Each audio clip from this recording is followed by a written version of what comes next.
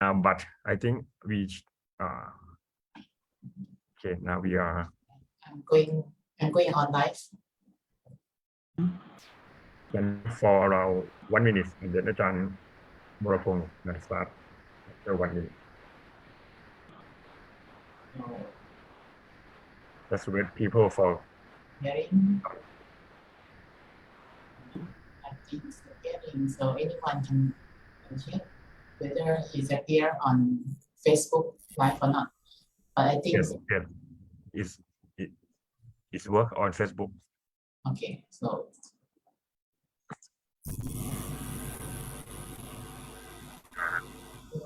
now we are coming. People are coming in. ไม่แน่ใจว่ามีเสียงแทรกนิดนึงอ่ะไม่แน่ใจว่าไมค์ของใครนะฮะ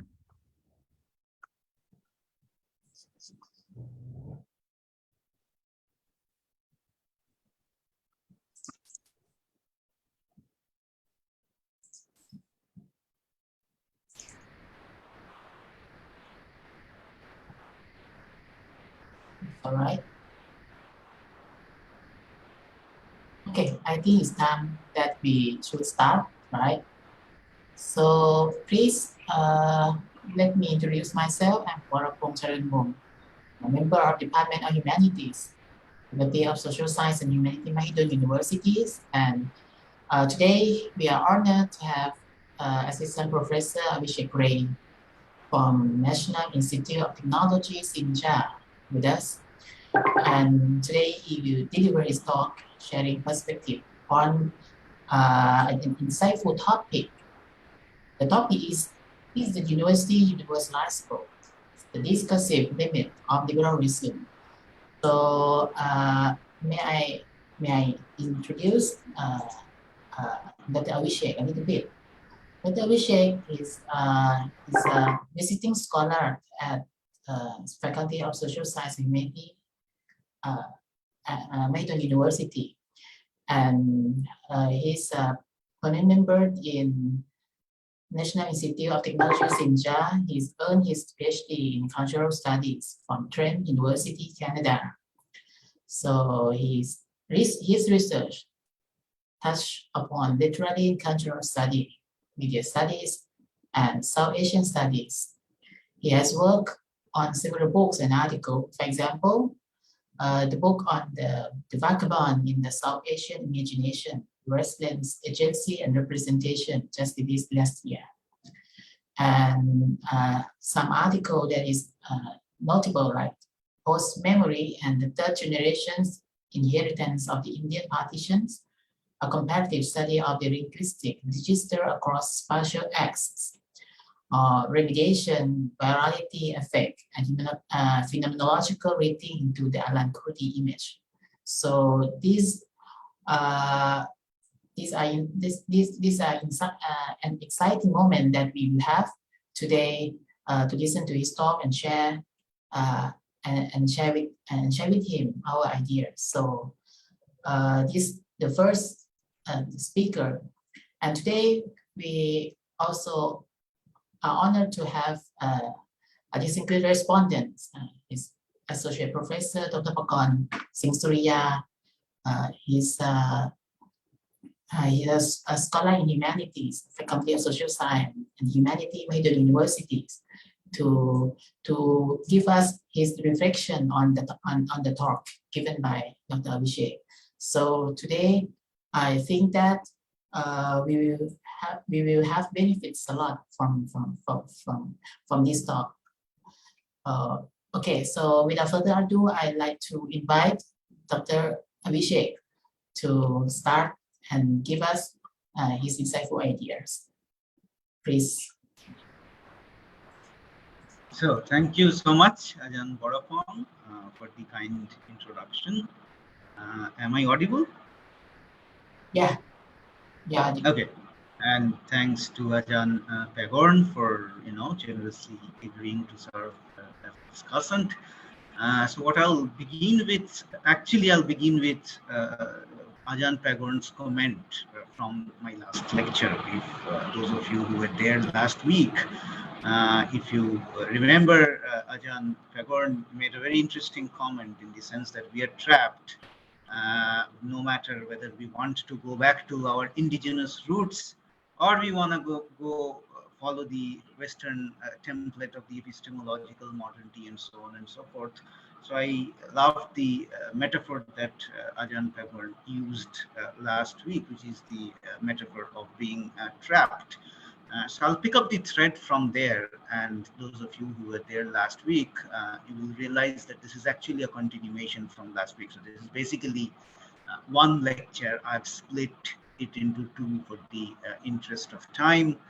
So if you recall, I spoke on the pre-modern forms of institutionalized learning for the last week. And what I'm going to speak today is what the modern university does in terms of our liberal thinking. And there's no outside as such in Pagorn, in Ajahn Pagorn's word, like we are trapped in the sense that there's no outside of this liberal thinking. And liberal thinking is generally purportedly assumed to be good and cherishable and desirable. I mean, we all want to be liberal in different ways. But I'm very counterintuitively, what I'm going to do is to demonstrate the limits of liberal thinking. So what you cannot think beyond if you want to, try to adopt and adapt to the Western templates of modernity / liberalism / secularism. All of these categories, they go hand in hand, and these are not merely concepts.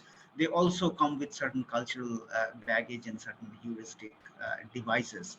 So I'll talk about a particular one case study as an illustration to demonstrate what you cannot accomplish through liberal thinking. So I'll, on that note, share my slide. Tell me if it is visible. Yes. Yeah, it's visible. Okay. Okay, so this is a piece of news that I wanted to share with you.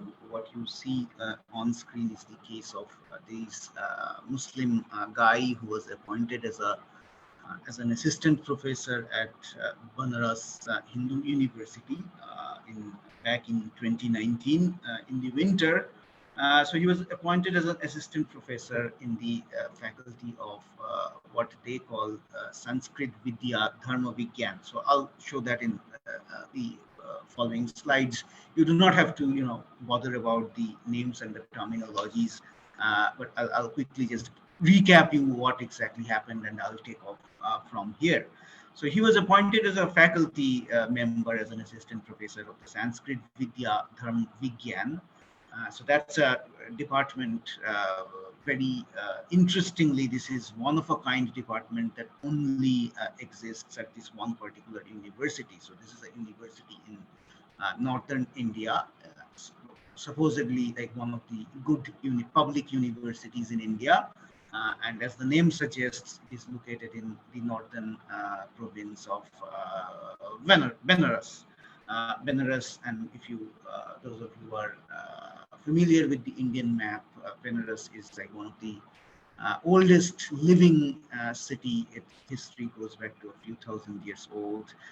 So it's also the seat of learning of the Hindu scriptures and all of that. So I mean, the town itself is steeped into certain Indic ideologies and so on and so forth. So I mean, I wanted to give out this background so that you know why this department or the studying of this discipline, if you may call it, this only exists in this particular university, but nowhere else. So this is, in that sense, a very exceptional case to begin with.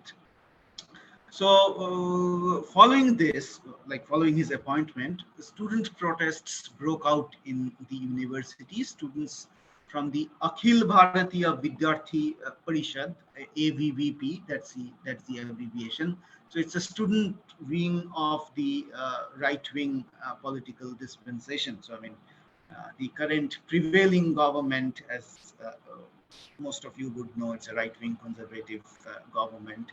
and then they have the student political wing of the prevailing government is called ABVP. So again, you don't need to bother too much about the names and the terminologies, but it's just to get your bearing right at this moment. Just it's good to remember that ABVP is a right-wing student organization which is funded and endorsed by the ruling party at this moment.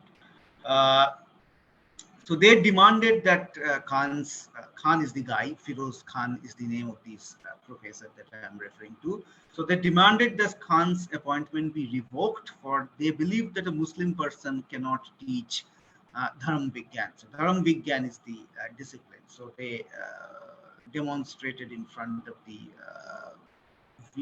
Vice Chancellor's residence, and they demanded that his appointment should be revoked because a Muslim person cannot teach Dharam Vigyan. So that was their idea of things. So, however, the university administration remained firm in its decision to recruit Khan and deemed that the student protests that were they deemed it unconstitutional. They cited clauses from the constitution, both like the Indian constitution and the university's own sets of constitution that prohibits to invoke a person's religious background and religious affiliations in matters of recruitment, or put a person to test his religious background or religious education in matters of recruitment in public service and so on and so forth. So these clauses were cited on behalf of the university, and the student protests were deemed unconstitutional.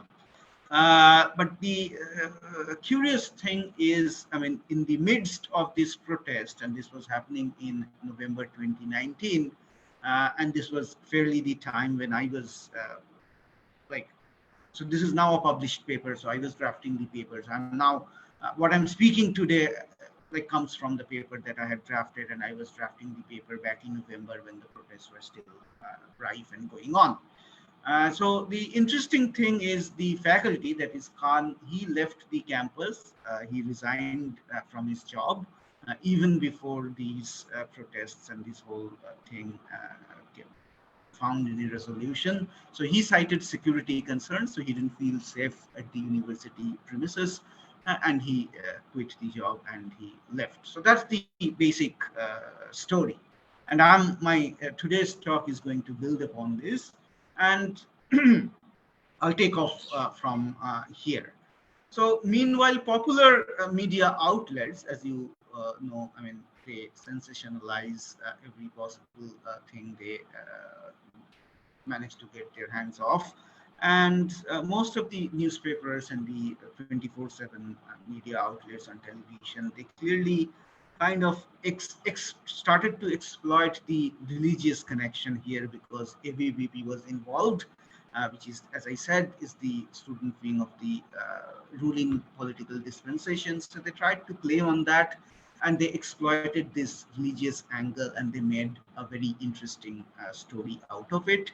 And they kind of, if you look into like Google News or electronic media, the news that were circulated at that point of time, all of them invariably played on the Hindu-Muslim conflict, and that went along very well with the prevailing political climate now in India, which highlights the cultural polarity between the Hindus and Muslims. So, I mean, this was so what I'm trying to suggest is the fact that the environment was all rife. So it was, the story could be so fruitfully hatched within an environment that was tipped with cultural polarity between the Hindus and Muslims. So the story just got along very well, and everyone kind of started believing in the narrative that this guy was being discriminated because of his religious affiliation, and because he was a Muslim, and so on and so forth. So that story went along well. So I call this narrative not necessarily because I am discrediting or discounting the fact that he was being discriminated as a Muslim, but what I'm trying to present in today's discussion is there are other nuances in the story that went missing, and that's what I call the discursive limits of liberalism. And that's what I found that went missing from the popular discussions that happened back in 2019. So this narrative, as in the popular narrative, has generated, of course, flack on social media and beyond, but obscured the layers of nuances that the issue illustrates, and that's what I'm going to talk about today.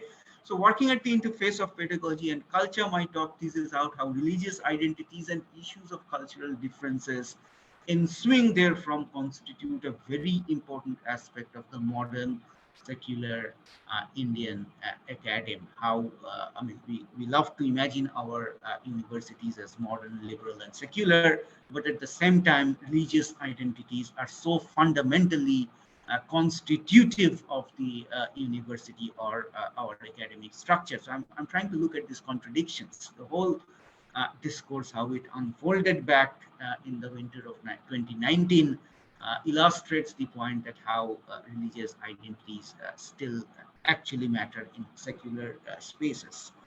Through the process of colonization, the university has become the standard model of higher education in modern India. So this is something I spoke about last week.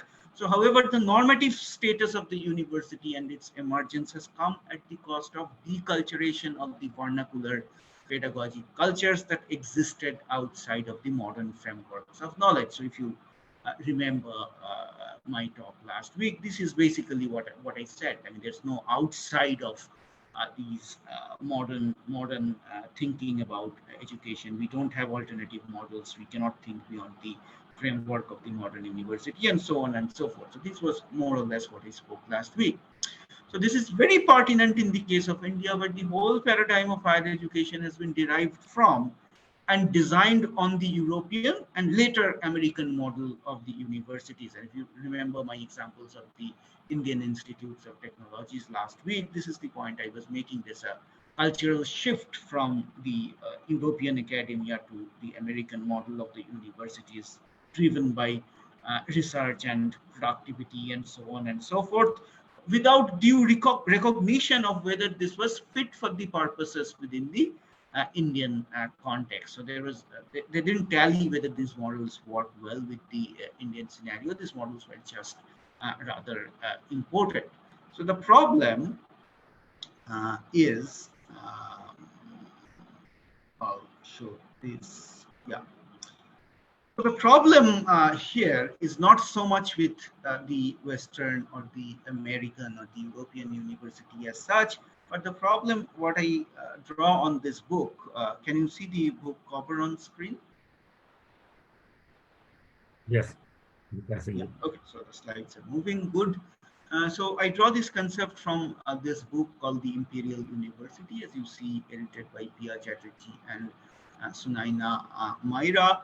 And they talk about how the American university as a model is overwhelming and globally pervasive. So if you, whatever imagination of good universities that you have across the world, that is, influenced or mimicked from the American model. So in the book that you see, Chatterjee and Myra, they talk about how pervasive the American model of the university is. So what I'm trying to suggest is the problem is not so much with the Western/European/US university. The problem is with the way that we import these models and then we test run it in local indigenous circumstances. So this is what Chatterjee and Myra calls the Imperial University. So my problem is in one word, the problem is with the whole business of imperialism and in how epistemic categories emanating from the modern Western paradigms deplete cultural differences elsewhere. So by this I mean, once you import the Western model of the university, you no longer have the indigenous models of education, of the kind that I gave you examples of last week. If you remember the Barefoot College and the Nalanda University and so on. So across time, historically speaking, I presented a bunch of examples last week. So this is what happens once you import a foreign model and test run it on local circumstances. It depletes the existing models that were functional, or in some cases the contemporary models that I shared there, still they are functional at this point of time. So notwithstanding the imperialism, these categories, when they travel through colonial contact, in the case of India, of course, colonization is like a key factor here, or in other whatever possible ways you can imagine, and they're appropriated regionally. They give rise to, if you remember, I discussed Edward Said's concept of traveling concepts, and if you recall that, they give rise to a diverse range of cultural significations when they're adopted in local contexts. So consider the category religion in India, and this is particularly pertinent in the discussion of today's topic, particularly in the case of the particular recruitment that I'm talking about. So consider this category religion in India, which before the colonial intervention was never perceived as watertight. So in the sense that among the families in undivided Punjab, Punjab is the westernmost frontier of India, see, near the Pakistan border. So, I mean, if you go 100 years back, it was not uncommon, for example, in Punjab, in Punjabi families to raise one child as Sheikh and another one as Hindu. So this is what I'm trying to suggest is there was no watertight compartment. So if there are 2 or 3 children, they'll grow one of them as Hindu and the other one as Sheikh. So this was pretty normal 100 years back.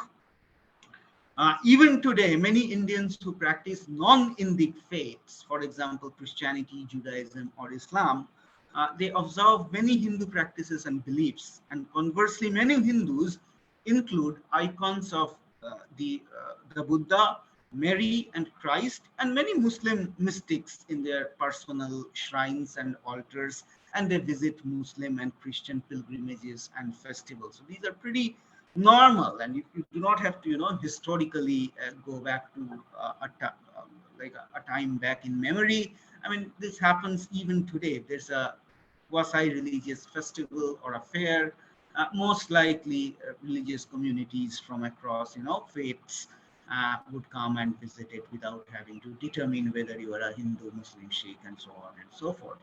So the colonizers sought to make sense of India from the perspective of a certain colonial episteme. And I'm taking this concept from this book here, as you see on on screen. The guy on the left is Bernard Cohen, who worked a great deal about what kind of changes colonialism brought in the context of Indian modernity and Indian knowledge systems. And he was instrumental in the sense that he was probably spearheading this whole body of scholarship where people started to talk about instead of military conquests or instead of economic conquests, he talked about what. Sorry, Avishek, sorry to interrupt you. I think your slide is not here. I don't. Okay. You may stop sharing. Accidentally. The slide Please share slide. sharing. Yeah. Oh, okay. Okay, I'm sorry about that. So here it goes. All right. Yeah, that's it. Yeah. So this is the guy. He's Bernard Cohen. He taught for most of his life in the University of Chicago. And on the right, you see his most powerful book, which I find very instructive in the study of Indian colonialism. The book is called Colonialism and Its Forms of Knowledge. And as the title suggests, you can figure out the reason that I find him most instructive is the fact that he focused on knowledge systems, what colonization did to intellectual life of India, because even before India was colonized, unlike certain other colonies, India had institutional, like a very, very systematic body of knowledge. There was a knowledge system. I mean, if you remember the Buddhist connection with the Far East and so on and so forth, I mean, there was an existent body of knowledge. So Bernard Cohen was the first guy to study what colonialism did to these existing body of knowledge. So what happened when the two bodies of knowledge, the Western knowledge and the Indian knowledge interacted. And he talked about conquests, not necessarily in the form of military or economic conquests. He rather focused on the intellectual technologies of governance. So I find his book in that sense very instructive. And I'm drawing on his concept of what he calls the colonial episteme here. So the colonizers sought to make sense of India from the perspective of certain colonial episteme, what Bernard Cohen calls the colonial forms of knowledge, and consequently certain epistemic categories, including religion as a shorthand for religious sects, as it is understood in the Western sense, made inroads into the Indian conceptual. Drawing on Bernard Cohen is the fact that religion became a shorthand for what community or what religious sect you are a part of. So there's a box that you have to tick. So even nowadays in the government forms and so on and so forth, there are certain sections that you have to fill, whether you are a Hindu, Muslim, or a Sikh, and so on and so forth. So this whole idea of thinking yourself to be boxed, to be part of a religious sect, Bernard Cohen would say that that was like one of the profound impact of colonialism, because only after colonialism, the Indians started to think themselves as a part of this community or the other community, as opposed to, as I said, like 100 or 200 years back, a Sikh family would bring up their child, two of the child, one as Hindu and the other one as Sikh. So this whole business of not having to identify yourself exclusively to one religious sect would change after colonialism, because this is when the whole the national imagination would come into play, the whole nationalist imagination, where religion would play a very dominant role, and people started to use religion as a shorthand for religious sect. So that's what they would understand by religion, which is not necessarily the pre-colonial or pre-modern Indian understanding of religion. So following this, Indian educational and bureaucratic institutions insist that the Indian citizen must affiliate to one religion or the other. This is what I'm trying to suggest. So you cannot be sitting on the fence and be part of more than one religion. That is not acceptable. That is not tolerable. And this is what the colonial intellectual technologies does to how you think about religious categories. So as of the category Hinduism, it is only against the backdrop of the 19th century nationalism in tandem with the ethos of territorial nationalism that the heuristic construct was being fervently engendered as an imagined community. And I'm invoking Benedict Anderson here, recast against this radical other, that is the Muslim. So this narrative, the one that I have woven today's discussion as a backdrop of. So I started off today's talk by saying the cultural polarity between the Hindus and Muslims. Now that is barely like 200 years old. So that's I'm trying to trace the genealogy, and what I'm suggesting here is the fact this whole business of trying to think the Hindu as a radical other of the Muslim, or other way around, the Muslim as a radical other of the Hindu, this whole antagonism or the cultural polarity is barely 250 years old. So I just wanted to give you a genealogy or background of this cultural polarity. So in light of this, one must realize that during the media frenzy over the BHU incident, that is the one that I referred to, what went unnoticed is the apparent conflation between two categories, Dharm Vigyan and Sanskrit. So these two categories were conflated. So in other words, even the and I'm now trying to get at the crux of today's discussion, which is the limits of liberal thought, because even the most liberal of the protesters, they assumed that these two categories are same, Dharm Vigyan and Sanskrit. So I'll try to make a distinction. Although there's no clear distinction offered on the BHU website, I tried to consult some of their archival papers on their website. So I'll use my speculation here. So these are not hardcore evidence.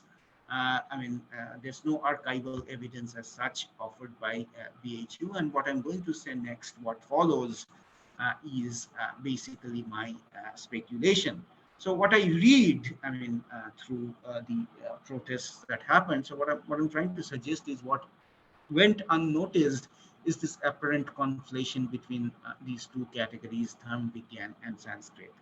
So it's German here in this context to consider that Dr. Khan, as in the faculty, he was hired to teach Dharmvigyan, something does not have an English/Western equivalent. I mean, there's no Dharmvigyan department in any Western universities, or in fact any quote unquote modern universities for that matter. As I said, this is a curious or exceptional case. BHU only offers a course in Dharmvigyan, so you wouldn't find this discipline anywhere else. So what I'm saying is he was hired to teach Dharmvigyan, not Sanskrit per se, and for that matter, in lieu of any Western equivalent of the term dharma, which of course, as many of you would know, dharma doesn't. I mean, it is roughly translated as religion, but dharma doesn't. I mean, literally doesn't mean religion, because dharma is also a way of life and things like that. So I'm not getting into that nuances, because also I'm not a scholar of dharma as such. I'm not a scholar of philosophy for that matter. So what I'm trying to do by cautioning you against this apparent conflation is that I'm trying to suggest that we should cease looking for an equivalent premature identification with Western concepts. And this is what was happening exactly through the protests, because there are departments of Sanskrit in the Western universities, there are departments of Sanskrit in the modern Indian universities. And if you remember the German brand of Orientalism, Max Muller and William Jones and a bunch of other Orientalist scholars, particularly German, they have a high regard for Indian aesthetics and the Sanskrit literary repertoire and so on and so forth. So how I read the particular pretext is a premature identification with a concept that is Dharmvigyan, which doesn't have an English/Western equivalent, with Sanskrit, which rings a bell in the Western/modern/liberal imagination. So you try to fit Dharmvigyan into the discourse of Sanskrit. So this is exactly what it happened. So departing from here, I'm trying to make sense of how categories. So I invoke two categories here, the two categories being Dharmvigyan and Sanskrit, how categories are fraught with meanings and what they entail epistemologically when they traverse conceptual realms. So what are the epistemic conditions that render possible the conflation between Dharmvigyan and Sanskrit? So in other words, I'm not interested in this question whether these two are same or whether these two are different. I'm not interested in that kind of a question. I'm rather interested in what is the intellectual climate or the intellectual setup under which people or popular media, they tend to conflate these two. So what is the condition that allows these conflation possible? And so that's one of the questions I'm asking. And it's important here, if you see the slide, I've tried to make my own set of distinction here. Dharmvigyan as a cognitive category as opposed to Sanskrit is a linguistic category. Dharmvigyan, as I understand, that's why I put a question mark if you see on screen. I understand Dharmvigyan, although there's no clarity offered on behalf of the university as such. So I understand, again, like very personal point of view, very subjective. It has an excellistical component in the sense that if you study Dharmvigyan, the idea is you will become an ideal priest kind of thing. So it has an excellistical component as opposed to Sanskrit, which is in most instances treated as an offshoot of literary studies. And Dharmvigyan, again, if you study to be, part, if you aspire to become a priest, so then studying Dharmvigyan become a part vocational, as opposed to there's no vocation connected to studying of Sanskrit. So this is my speculative distinction for the moment. But based on that, the question number 2, what I'm trying to ask is, why was the case for Dr. Khan's qualification in Dharm Vigyan made in terms of his expertise in Sanskrit? So in other words, if you remember the, let me show this. So these are 2 news clippings. If you see, these are from Indian Express on different days. Indian Express is a very popular national daily. So these are 2 clippings of headlines. So if you see, VHU Assistant Professor Firoz Khan is declaredly saying that he studied Sanskrit all my life, never made to feel I'm a Muslim, but now you understand. So he's also trying to make the case for his qualification in terms of his knowledge in Sanskrit. So in other words, knowledge in Sanskrit becomes a proxy for knowledge or qualification for teaching Dharm Vigyan. So this is also a problem. And if you see the case that VHU admin says that the department is the second quote that you see, the second clipping, we teach Dharm Vigyan and not just Sanskrit. View professor on why students don't want a Muslim guru, because they said that we are not teaching Sanskrit here, we are teaching Dharm Vigyan. So this whole contention between whether to make a distinction between Dharm Vigyan and Sanskrit or whether to conflate it, deriving from that, what I'm trying to ask is, why is Dr. Khan or whosoever who made a case in support of Dr. Khan's appointment, they used his qualification in Sanskrit as a proxy for his qualification to teach Dharm Vigyan. So why, from within the framework of the modern universities, it is impossible to conceive Dharm Vigyan as a conceptually autonomous from Sanskrit enough? So that's the fundamental question that has relevance for today's discussion.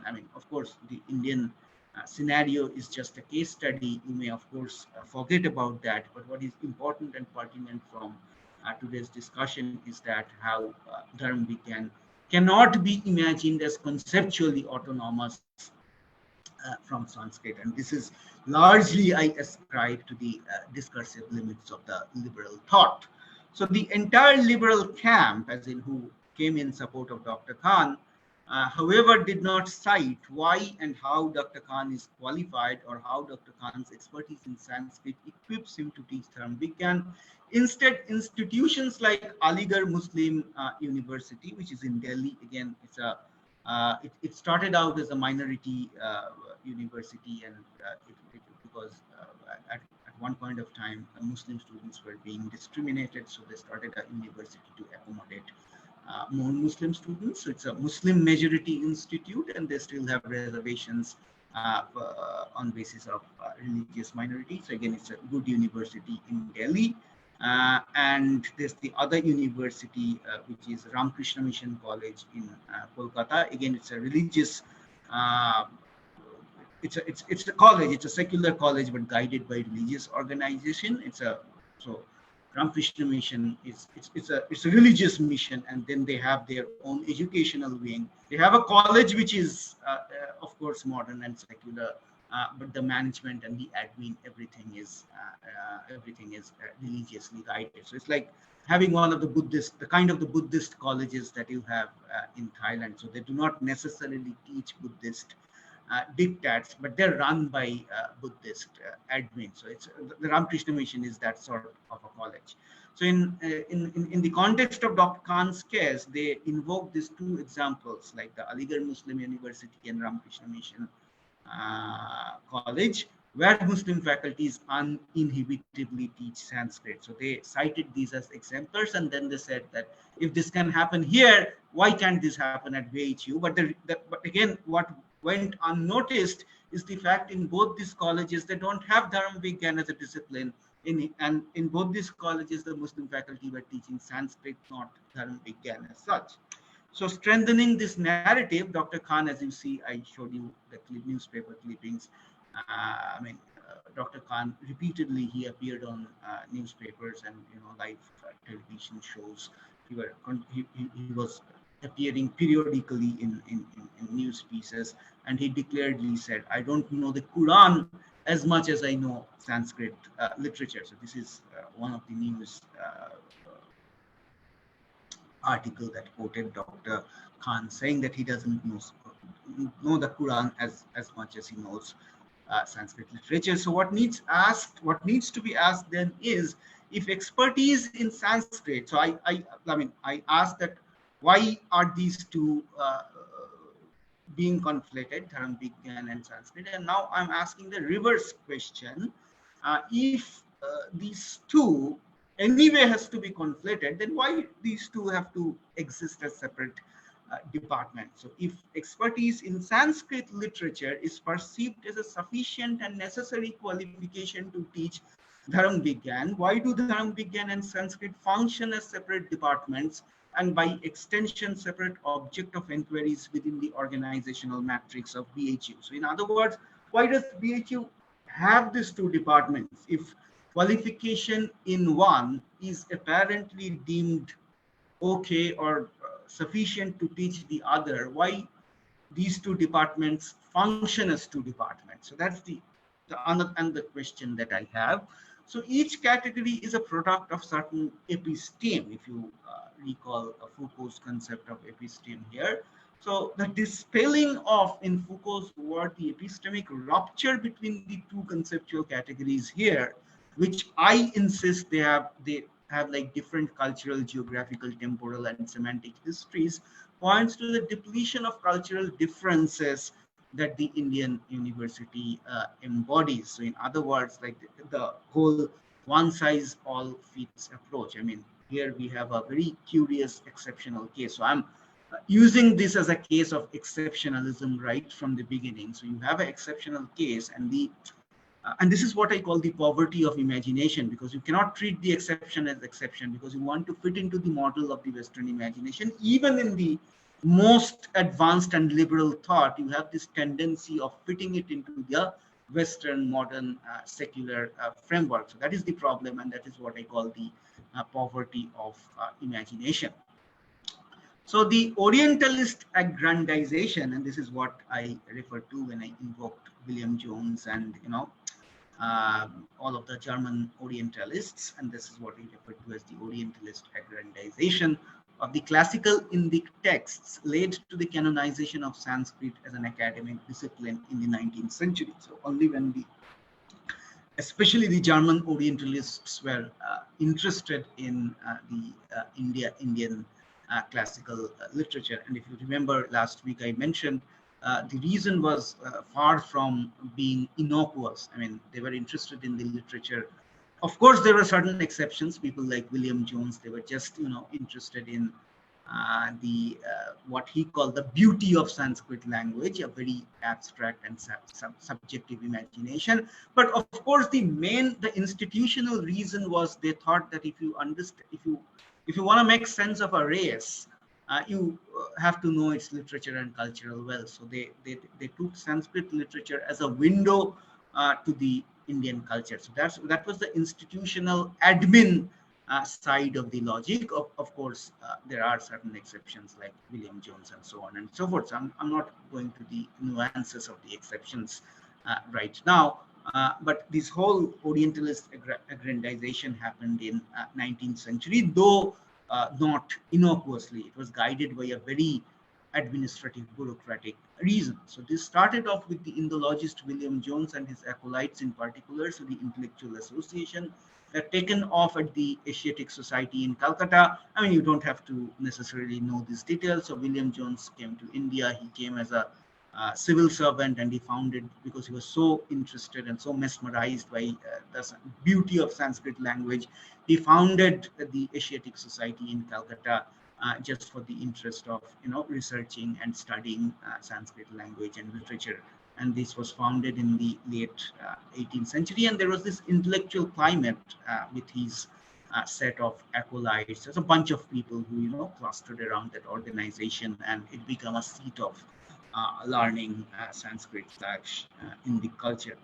So William Jones's interest in and love for Sanskrit literature was derived from the beauty or exquisity of Sanskrit language, reflected an elevated level of the Indic civilization, which would strategically be taken up and put to distinct use to engender the fervor of nationalism from the middle of the 19th century, because certain Hindu nationalists would then cite, look, and they'll tease this as a springboard to maneuver the Aryan connection. So I mean, I'm making a long story short here. Forgive me for the sake of time, for the interest of brevity.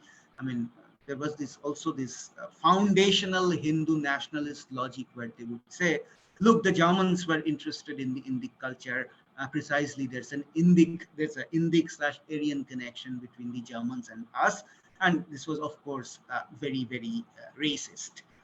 So this racial civilizational claim, as in like part of a certain culture, and then the constitutive hierarchization within these networks of claim, is so deeply impinged upon the Orientalist constituency of Sanskrit as a discipline that even today, when in the post-colonial secular university, anyone with the requisite qualification from any religious background may teach Sanskrit, the prospect of a Muslim faculty teaching Sanskrit is generally projected as a libertine discourse through the reference of the Orientalist framework. So, I mean, again, like it's a long narrative. Just to make a long story short, what I'm trying to suggest is, because there's a racial claim that goes into this these network, as in the study of Sanskrit itself, historically speaking, is so racist to begin with,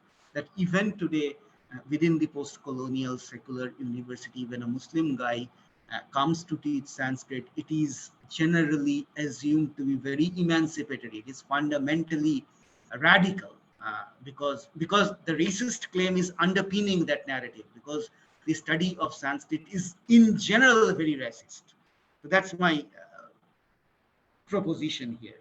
So here the emancipatory rhetoric concerns not so much with the religious identity in question as with the phenomena of secularism assumed to have ushered as a corollary of modernity within the university. So in other words, modern universities have to be secular. There's no other way to it. I mean, there's no alternative imagination. And if you recall my talk, and this is why I said this is a continuation of my talk last week. I mean, there's no alternative to imagining the modern university as secular. So the modernity and secularization, they come hand in hand. They are two sides of the same coin.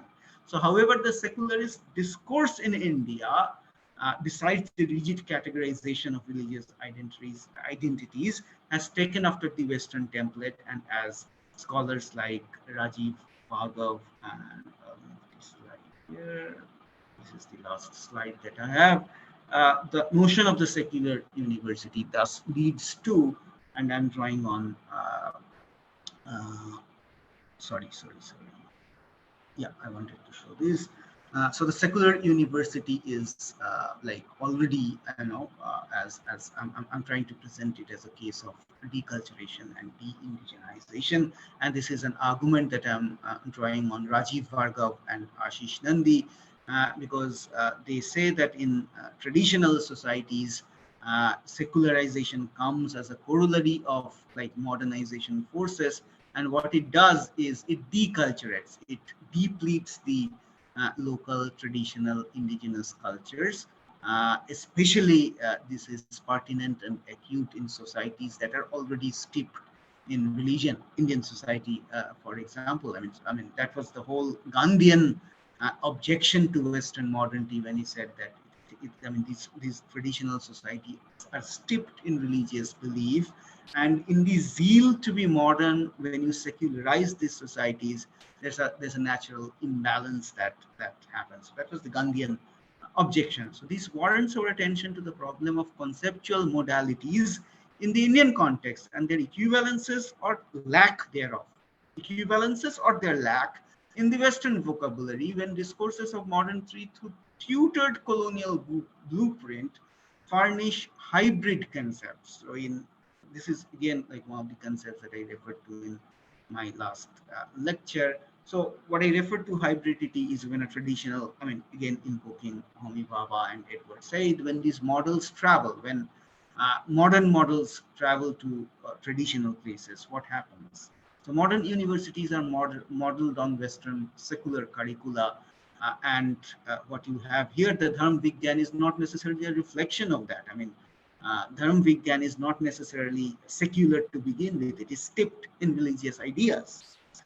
So hybridity. So I use it as a concept to delineate how this modern university, which is neither secular nor entirely indigenous, it is hybrid to begin with. So what is therefore characteristic of Indian modernity is its hybridity, and I'm drawing on post-colonial scholars like Homi Bhabha and Partha Chatterjee and so on, due to which the post-colonial university as it stands today is neither entirely secular nor entirely indigenous. What passes as the secular university in the Indian imagination has at the best adopted Western models of secularized curricula, yet remained colored with religious prism. So I mean, these universities, though they claim or they present themselves as modern secular universities, they are not traditionally speaking free of religious identities, because I mean, this is not, as such, practically speaking, this is not accomplishable because it's organically located in a society that is steeped in religion. So I mean, you can notionally, constitutionally, you can have a secular country, you can have a secular university, you can secularize the university space, but practically speaking, it's unaccomplishable, it's implausible. So I'll close the talk with one example, and I think we are almost done in terms of time. So one may cite the example of mathematics in this context. One does not necessarily need to believe that the earth is flat in order to teach or study Euclidean geometry. And if you know Euclidean geometry, I mean, this is like the pre-modern, like it's a earlier version of modern geometry. So it presumes that the earth is flat.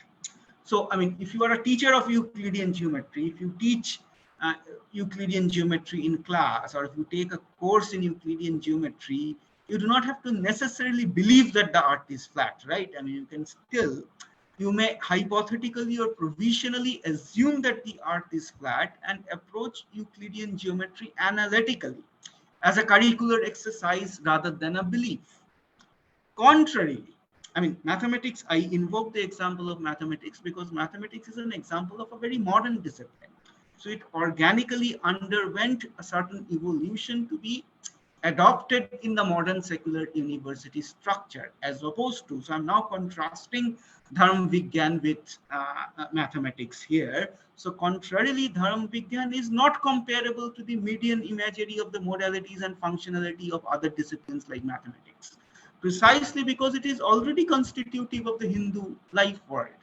So it teaches, it fundamentally has a celestial component, and it assumes that you will have faith in the Hindu life world if you are taking that course, as opposed to mathematics. So in 1916, when BHU was founded in direct repudiation to the colonial underpinnings, and if you remember, this is what I also mentioned this in my last talk last week, the Indian Universities Act. And that's the constitutional amendment that first declared that English should be the official language for all Indian universities. And of course, now many, including Gandhi, opposed that. So BHU actually was founded in 1916 as a direct repudiation of these Western influences manifested in the Indian Universities Act of 1904. So it introduced a bunch of curricular practice at modern, quote unquote, modern university, including the study of Dharm Vigyan. So Dharm Vigyan was introduced during the foundation of VHU as a direct repudiation to the colonial onslaught, colonial modern onslaught. So it was kind of writing back to the empire. They said that we need to teach mathematics and the Indians need not to be superstitious and so on and so forth. And then BHU founded a quote unquote modern university, but it was already constitutive of certain indigenous cults. So when BHU was first founded in 1916, Gandhi gave the inaugural speech. And in the inaugural speech, he actually critiqued the use of English and the kind of damage that, adopting English as a medium of instruction in the university is going to do to the Indian folk. So Gandhi made a very short speech, which is now available online. If you are interested, you can see it's a very, very strong critique of the English language, because he says that English language is not a language. It's very symbolic, and it's symbolic of the power that the colonizers would exert on us. So that was Gandhi's critique. So as a critic, the whole curricular infrastructure of BHU was founded on the ideological assumptions of certain indigenous modes of learning, and Dharm Vigyan was just an example of it. So now, if what it happened is, if you are trying to accommodate this quote-unquote indigenous discipline, that is Dharm Vigyan, into a university which has been now secularized and modernized to a great extent. So colonial disciplines like English, anthropology, statistics, life science, mathematics, etc., or the Orientalist investments upon Sanskrit were counterpoised by Dharm Vigyan. So exactly what mathematics did, exactly what these colonial disciplines like English, anthropology, and life sciences did, this was repudiated by the introduction of Dharm Vigyan. So in that sense, I call it writing back as a proxy for the indigenous reclaiming of the indigenous curricular or the indigenous academe in synchrony with the Hindu nationalist mission. So it is not without any reason that till today, Dharm Vigyan is only taught at BHU, a university with Hindu enshrined it in its name and nowhere else. So, the argument I'm trying to make is you cannot teach Dharm Vigyan unless it's a Hindu university. So you cannot teach Dharm Vigyan in a modern secular university. And in this case, BHU illustrates this curious case of a part indigenous, part traditional university steeped in its religious identity, as opposed to with a modern university that is necessarily feeling the pressure to model itself after the imperial American university, having to do with secular and modern and liberal and so on and so forth. So I'll stop here, and maybe I think it's a very nuanced and complex topic, but hope it made sense and I was articulate. Thank you so much. Thank you for your patience. Okay, thank you, Dr. Avishek for now, but it's a valuable ideas that you share with us. So I'd like to invite Associate Professor Dr. Pagorn Singsuriya as a respondent to give us his reflection on the topic. Please come forward.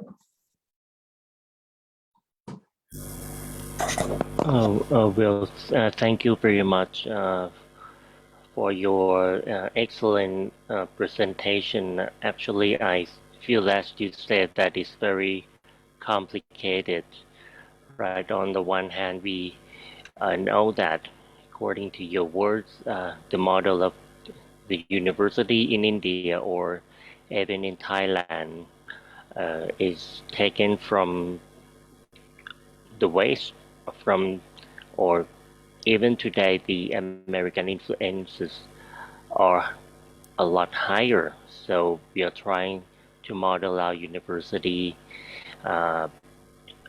according to that model, and things might, perhaps the pressure is more when we are trying to have a higher ranking, university ranking, right? So it's some sort of pressure that forces us to model our university in that way. Yeah. But on the other hand, as you said, that our religious identity, that we can be, for example, if I am a Buddhist, I cannot at the same time be a Muslim.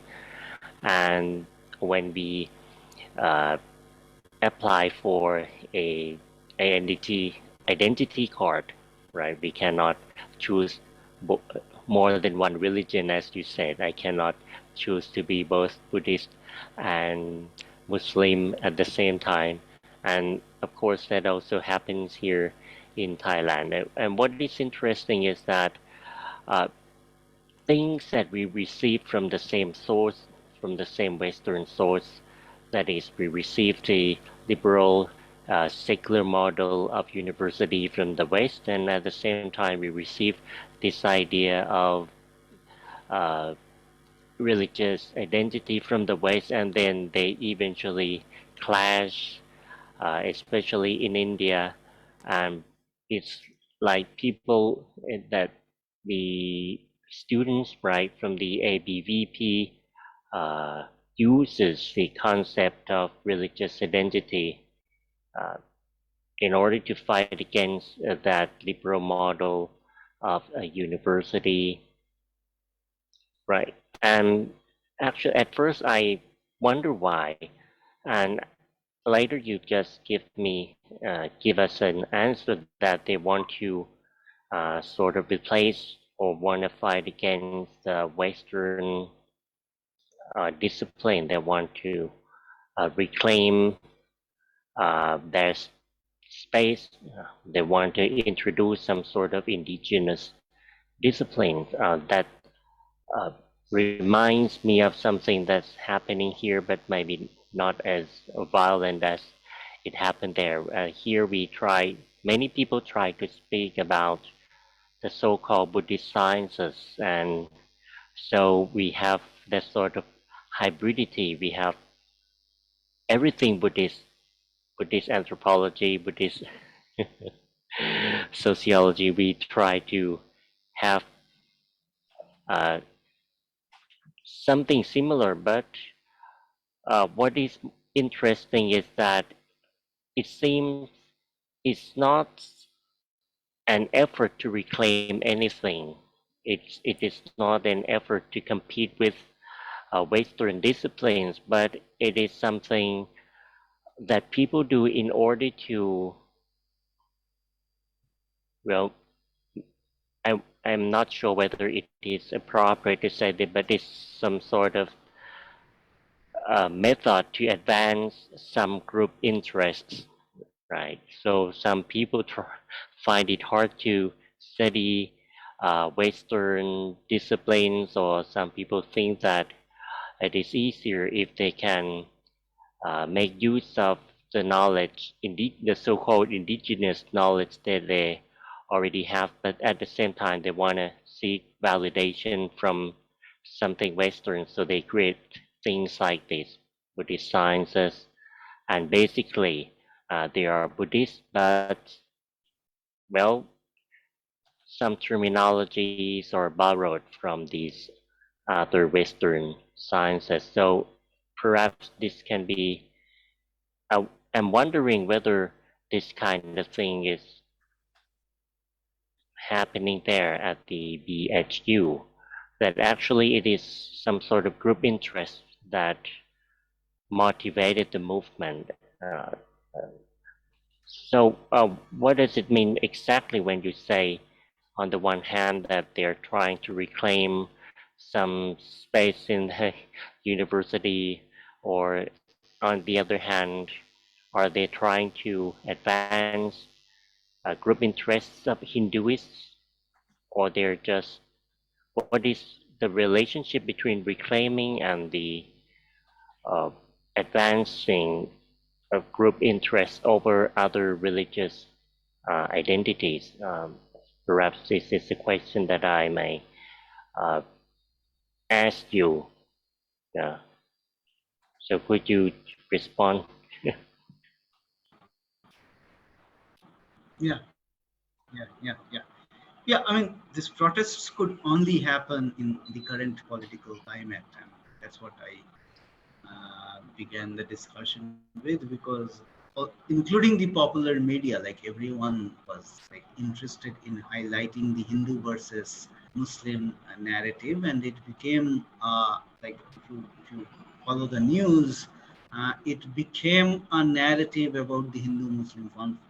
But there are so many nuances to it, including the way how we imagine our university spaces. I mean, the most fundamental question, I think, whether or not Dharam Vigyan, as I'm trying to portray it as a case of exceptionalism, is it a secular discipline to begin with? And if it is not, which is evident in the way that it is being taught and it is being framed, then what is it doing within the remit of the secular university? Then the next question is, are our universities then secular to begin with? I mean, these are the most fundamental questions, but I mean, and this is what I refer to as the limits of liberal thought, because I mean, I'm not have high hopes about the conservative right-wing AVVP activists. I mean, I'm kind of discounting them anyway, but even our liberal thinkers, even the people, the liberal protesters who made a case for Dr. Khan, I mean, they didn't ask that why do we need to have a non-secular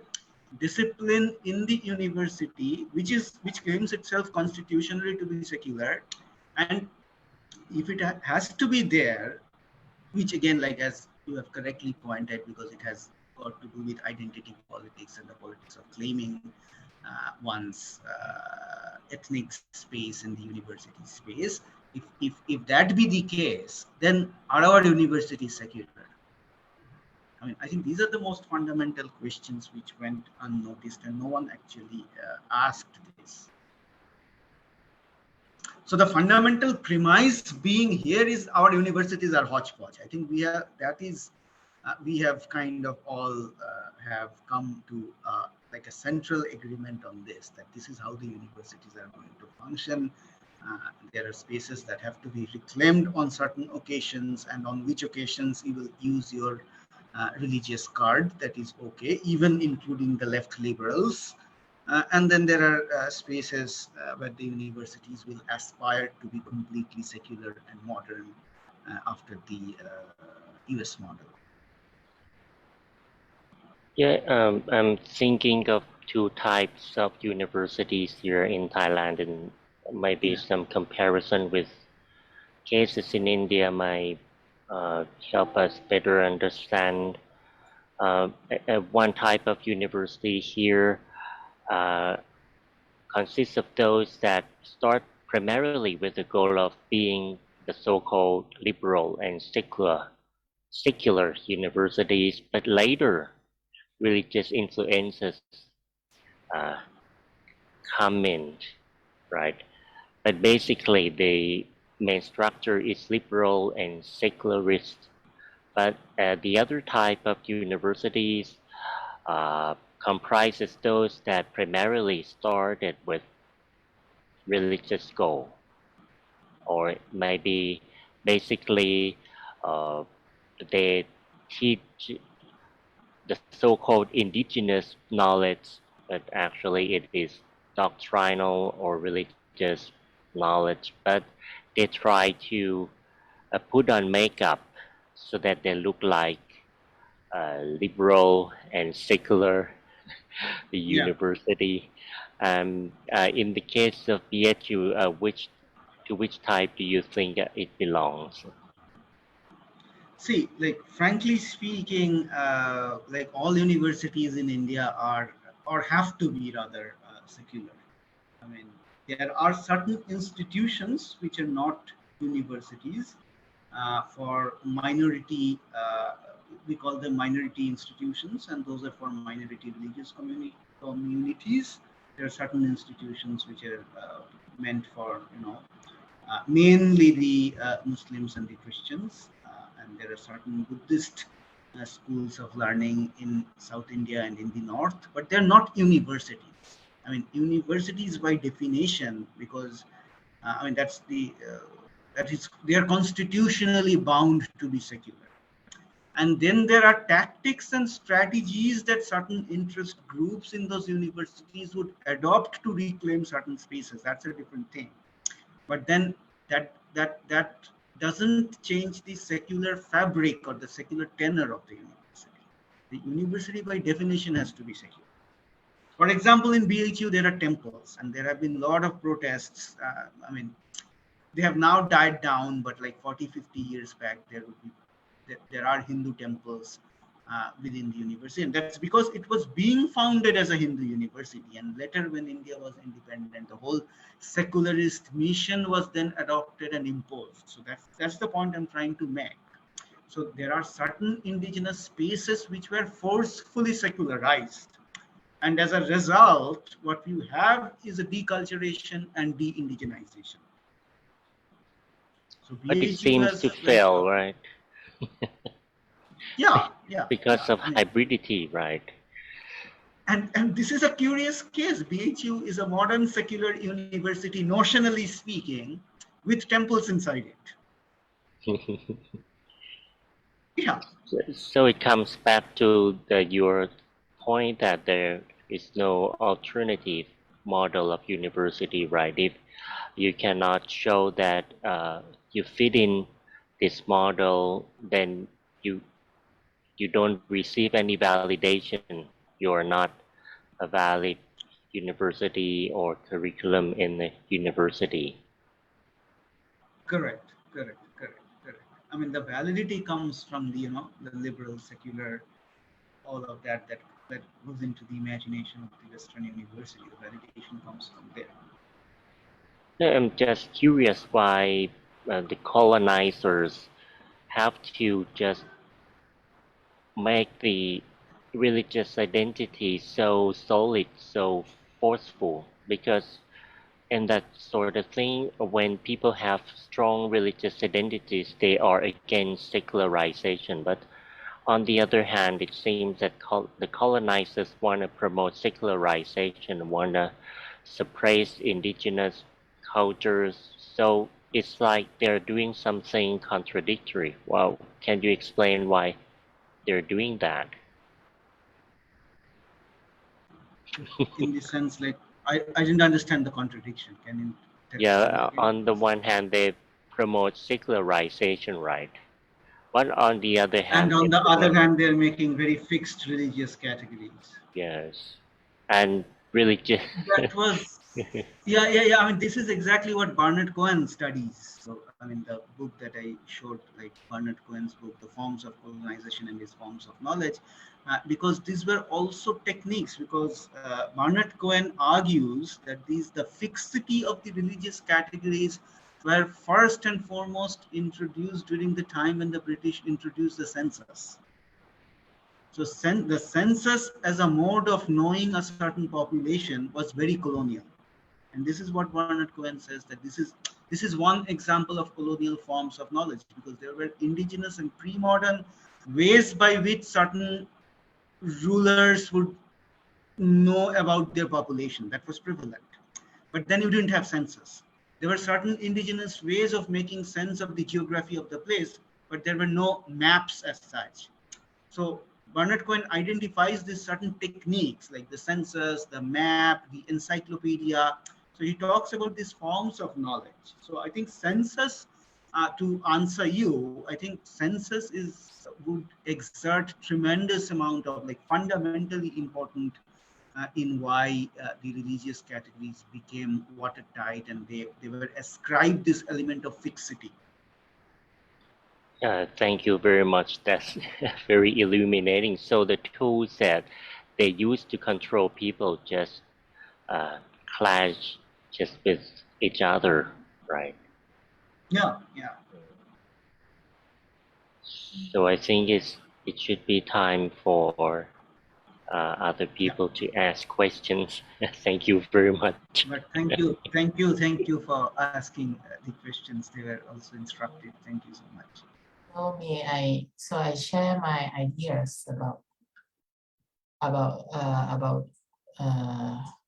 regarding your talk. So for me, it's terrific that you mentioned religion as practice in pre-colonial India. There is not so much watertight. People observe a variety of religious practice in ways that we might feel is weird. For example, when Muslims go on the pilgrimage to a certain to Hindu house of worship. So while we are under the influence of Korean categories, seeing religion as rigid and maybe over essentialized, we express such thing as a syncretic or a peculiar mix of many religious tradition. So I'm reflecting on what's near me, like the Malay Muslim identity, where people conflict between Malay language and Islamic faith. For example, when I was an undergrad in Pattani, the southern province of Thailand that bordered Malaysia, I was asked whether I was able to speak Islamic language, where the one who asked me was making a reference to spoken Malay language. At that time, I felt awkward and thought that it was so silly of him, unable to distinguish between religion and language. But it's in fact in the local mind that both things are closely intertwined. So when we take it with the critical mind, we come to the idea that such categories we adopted from the Western body of knowledge production is problematic in a way that, as you have pointed out from the case of Feroz Khan. So now that we are in the university and confronted, we are confronted with crossroad, let's say, of standardization, and sometimes we incorporating indigenous knowledge. So maybe we have to find the right point where, hybridity should maintain the balance. For example, can we recognize some traditional knowledge like astrology when you intrude into a university and claim its universality or truth? So do we have to figure out what's the boundaries between the scientific and mystic or superstitious? So that's my wonder. Yeah. Yeah, I mean, that's a very important thing, and there's no easy answer to that. And that's exactly where the political players and, especially that's exactly what is happening in India, like people using this as to, to dodge the line between science and religion. I mean, the example that I gave last week, I mean, the Indian nationalist leaders, they're saying everything was there in the pre-modern Indian text, like right from rocket science to surgery, everything was there. So that's exactly what they're doing, because they're trying to dodge this fundamental line between what is scientific and what is not. And interestingly, if you recall, I mean, the tagline of Maidol University is "Wisdom of the Land." So, I mean,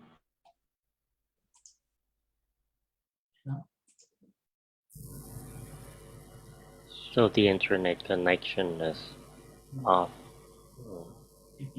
We just wait a little bit.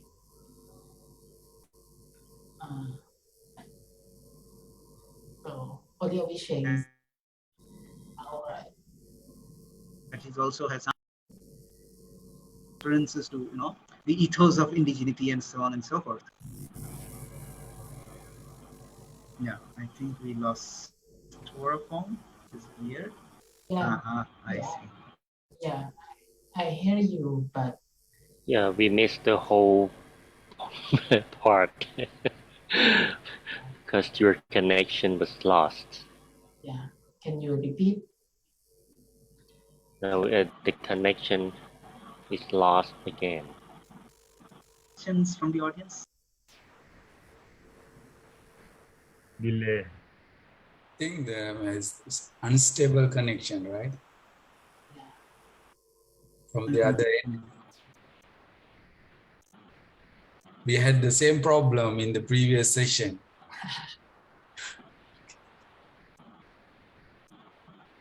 Is the problem with my connection? Like, am I audible? Yeah, just now. Now Yeah. I think is restored. Okay. Okay, now, yeah. Maybe you can repeat a little bit what you talked about. No, I said, like, it's kind of interesting in the context of today's discussion that Maidol University's logo, the tagline in the logo is "Wisdom of the Land," which makes references to this ethos of indigenization. Yeah, think better. So why do you think so?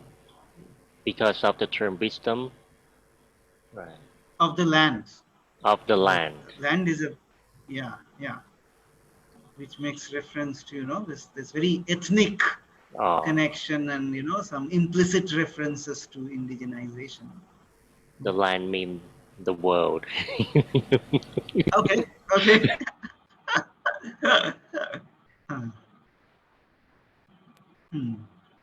So, okay. So, is there any question from the audience? We welcoming question or opinions or ideas or maybe suggestions. Welcome. At this time, we still have some minutes.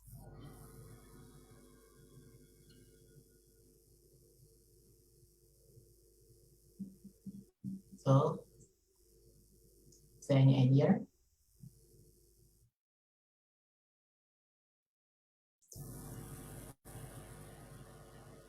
All right. So I think that there is none. Okay. So maybe we are at the end of this session, right? We still have some a few minutes. So is there anyone who want to give? Oh, Ajahn Samantha, do you like? Okay, I got the news that Ajahn Samantha like to add some ideas, but his connection is unstable. Oh. Yeah.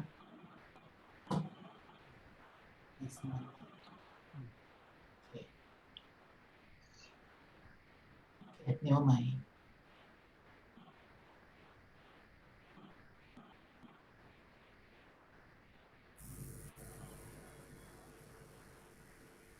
Yeah. Yeah, okay. Come back. Ajahn Samantha, do you have any ideas? Do you have anything to add? All right. Just now your connection is not lost.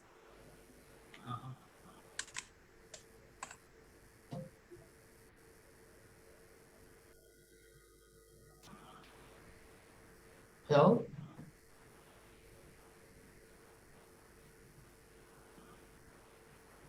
No.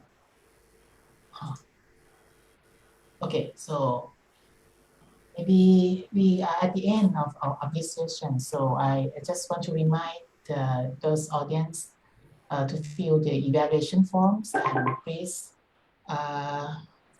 And okay, so as we concluding this session, I'd like to thank our speaker, Dr. Avishek Ray, and our respondent, Dr. Pagorn, who have shared with us their perspective and valuable ideas, reflecting on such intriguing topic as the problem of epistemic categories and universality in the university. So we have learned new insight on the legacy of colonial thinking, and we got equipped with a critical mind. So the guest Muslim professor teaching Sanskrit in BSU would be a good example of how conflation of categories play out in a workplace.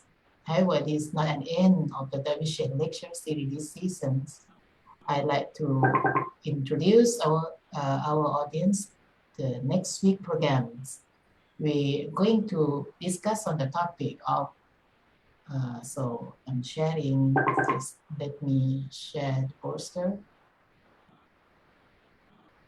Yeah. Okay, so next week program is about the topic of why the digital classroom is bad model for digital learning. So we have respondent Dr. Sawariton Chan Sangsi will be our respondent, and Chan Pianat Patumwong will be our moderator.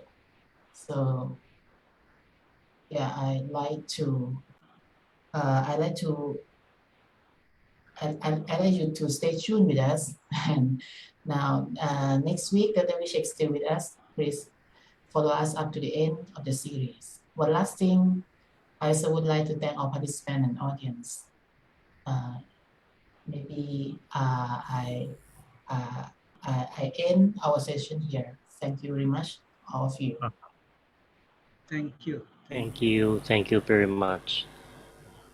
I just saw Ajahn Samantha raise his hand, but I think you have internet connection, right? So I think It's okay, maybe. you can. Because you I'm can sorry, run because now. my connection is bit of unstable. Right, it's okay. Maybe we can have some Yeah. remarks next Save in for the next time. Save it for Yeah. next time.